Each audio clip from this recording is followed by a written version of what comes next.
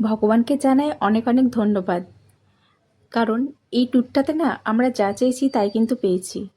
আর ট্যুরটাতে কেন, আমাদের যা কিছু সব তো ভগবানের জন্যই, তাই না বলো? তো ভগবানকে জানাই অনেক অনেক ধন্যবাদ আর অনেক অনেক প্রণাম।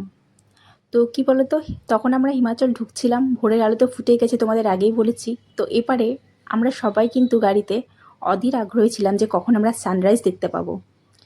আমরা তো সমুদ্রে সানরাইজ সানসেট দেখি, এর আগেও আমরা যখন অন্যান্য হিল স্টেশনে গেছি তখনও আমরা সানরাইজ সানসেট দেখেছি, কিন্তু এভাবে গাড়ি থেকে যেতে যেতে ওই যে পাহাড়টা দেখা যাচ্ছে, পাহাড় থেকে একটা সূর্যরশ্মি উঠে আসবে, ওটা দেখার যে কী মজা আর কী আনন্দ, সেটা তো আমরা পেয়েছি। ভগবান কিন্তু সেটাও আমাদের পূরণ করেছে। আর সেটা কেন, বললামই তো প্রথমেই যে যা যা চেয়েছি সেটাই কিন্তু পূরণ করেছে ভগবান। ওই জন্য ভগবানকে অনেক অনেক ধন্যবাদ।